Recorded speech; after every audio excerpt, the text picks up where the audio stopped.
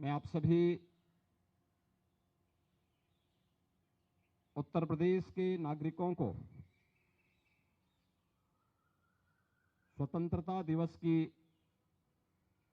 हृदय से बधाई देता हूं।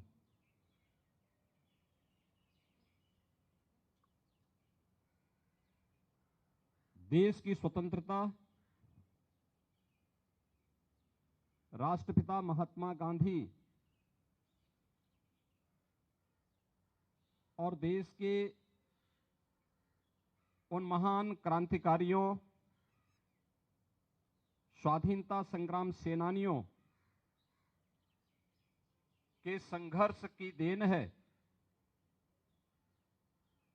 जिन्होंने देश के अंदर उत्तर से लेकर दक्षिण तक, पूरब से पश्चिम तक पूरे देश को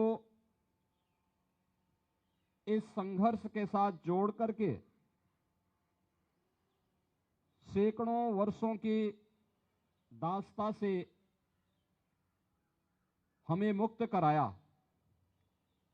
इस अवसर पर मैं राष्ट्रपिता महात्मा गांधी को नमन करते हुए उन सभी महान स्वाधीनता संग्राम सेनानियों और क्रांतिकारियों को विनम्र श्रद्धांजलि अर्पित करता हूं, जिन्होंने भारत की स्वाधीनता के लिए अपना सर्वस्व न्यौछावर करने में भी कोई संकोच नहीं किया। आज जब हम देश के 79वां स्वाधीनता दिवस के समारोह के साथ जुड़ रहे हैं, यह अवसर हम सबको इस बात का स्मरण कराता है कि स्वाधीनता या स्वतंत्रता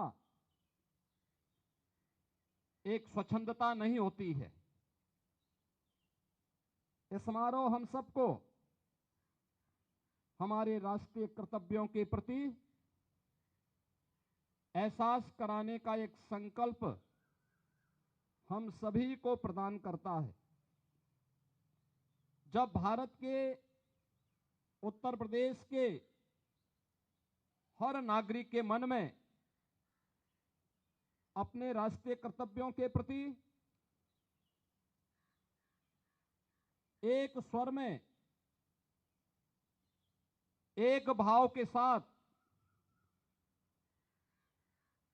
अपने उत्तरदायित्वों के निर्वहन का इस संकल्प गूंजेगा, तो देश के यशस्वी प्रधानमंत्री जी के द्वारा देश की स्वाधीनता के शताब्दी महोत्सव के अवसर का जो संकल्प है विकसित भारत का, वह संकल्प साकार रूप में, मूर्त रूप में हम सबको दिखाई देगा। एक और जहां यह देश वर्तमान में अपने स्वाधीनता के 78 वर्ष पूर्ण कर रहा है, वहीं भारत माता के महान सपूत और भारत के संविधान के शिल्पी बाबा साहब भीमराव अंबेडकर के द्वारा निर्मित संविधान अपना अमृत काल में प्रवेश किया है। भारत के संविधान ने सम और विषम परिस्थितियों में पूरे देश को एकता के सूत्र में बांध करके देश के अंदर सामाजिक न्याय, बंधुता और समता के उन संकल्पों को आगे बढ़ाने में